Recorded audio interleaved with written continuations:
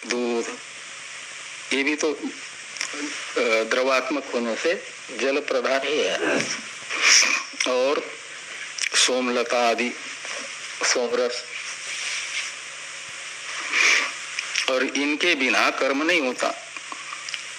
तो कर्म का कारण है कौन? जल। इसलिए कारण के वाचक अपह शब्द से, लक्षणा से लिया गया। अपह शब्द का जो शब्दार्थ का कार्य है, यानी जल का कार्य है, वो कौन? कर्म। वो अपह शब्द का लक्षार्थ होगा, यानी कारण का वाचक शब्द कार्य के लिए लक्षणा से यहाँ पर प्रयुक्त है। यहाँ पर यानी तस्मिन अपोमा तरिस्वा दधाति, इस चतुर्थ मंत्र के चतुर्थ पाद में द्वितीय पद के रूप में अपह शब्द कर्म के कारणभूत जल का वाचक है, लेकिन लक्षणा से उसे कार्य का वाचक समझना, कार्य का बोधक समझना, लक्षक समझना। तो अपह शब्द का इसलिए अर्थ हुआ कर्माणि। और वे कर्म क्या है? तो प्राणी नाम चेष्टा लक्षणानि, प्राणियों की चेष्टाएं, यानी जो भी व्यापार है, क्रियाएं हैं, वे कर्म कहलाएंगे।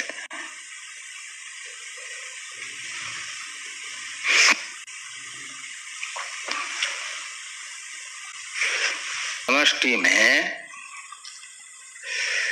ये जो अग्नि है, ये भी इंद्रिय है ना। समष्टि में, वेष्टि में जो अधिष्ठात्री देवता है वो समष्टि में करण हो जाती है समष्टि का।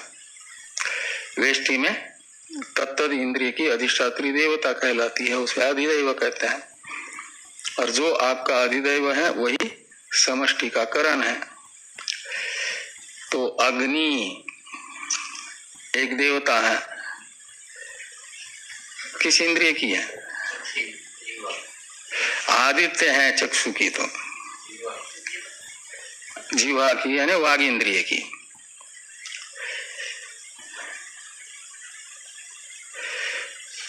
और आदित्य पर्जन्य,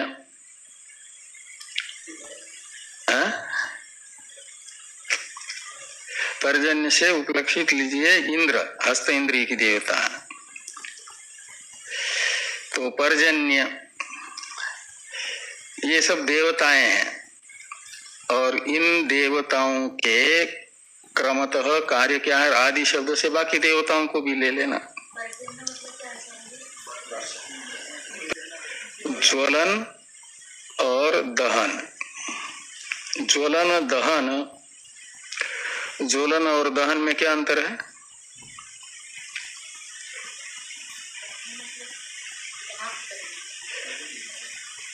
तो दहन तो है बिल्कुल जला देना, और ज्वलन है जलाना नहीं। ये जो प्रकाश, अग्नि प्रकाश भी करता है, जलता हुआ प्रकाश भी करता है। रात में मशाल वगैरह जला करके प्रकाश अंधेरे में देता है कि नहीं देता?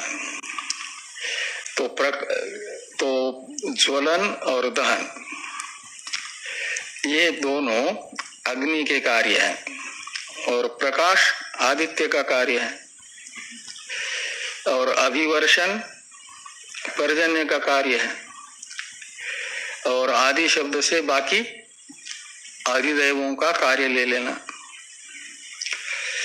तो ये जो ज्वलन दहन प्रकाशन प्रकाश अभिवर्षणादि रूप, लक्षण यानी रूप आत्मक, तो अभिवर्षणात्मक जो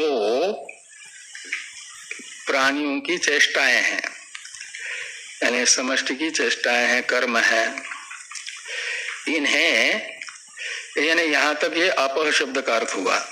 कहां तक? ज्वलन दहन प्रकाश अभिवर्षणादि लक्षणानि तक, अपह से लेकर के जो द्वितीय पद था चौथे पाद में, उसकी व्याख्या संपन्न हुई।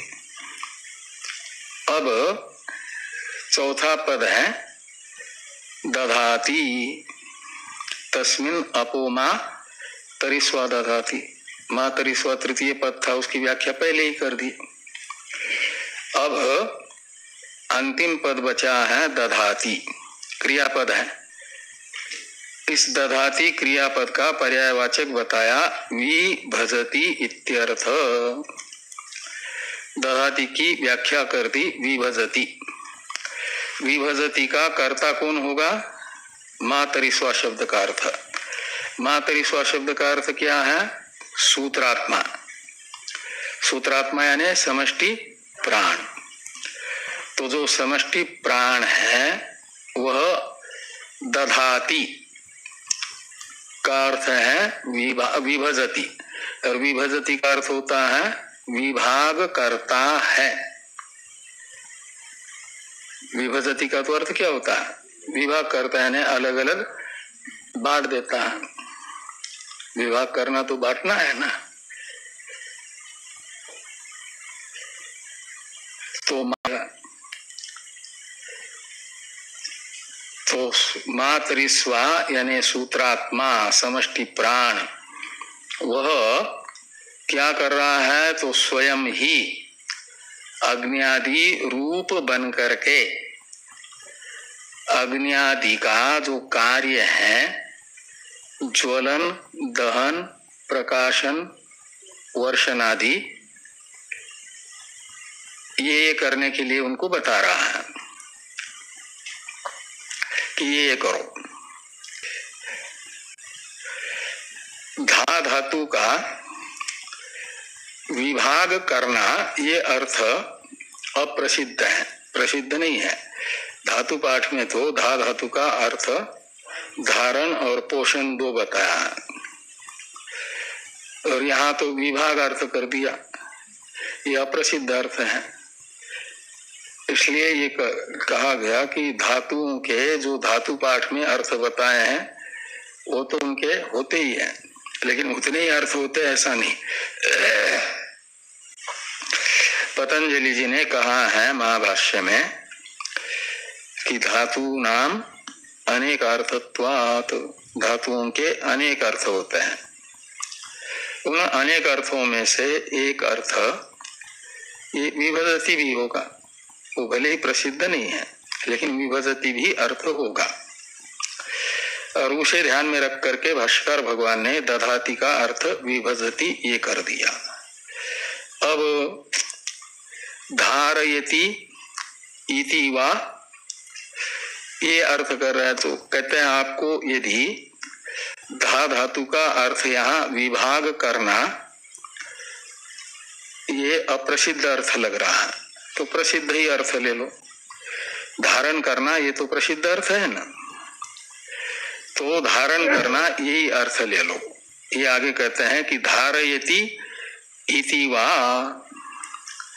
यानी धारयति यह जो प्रसिद्ध अर्थ है उसी प्रसिद्ध अर्थ में यहाँ पर धा धातु का प्रयोग समझना, यानी धा धातु का धारण करना रूप अर्थ ही ले लेना है।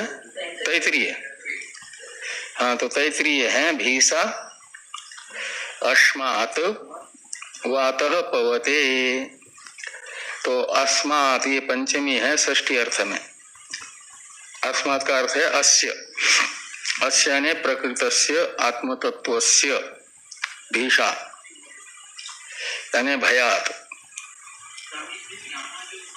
विभाजन करेंगे ये संसार या जगत, ये जो वायु है यानी सूत्रात्मा है, ये सूत्रात्मा स्वयं भी यद्यपि संसार के अधिपति है, लेकिन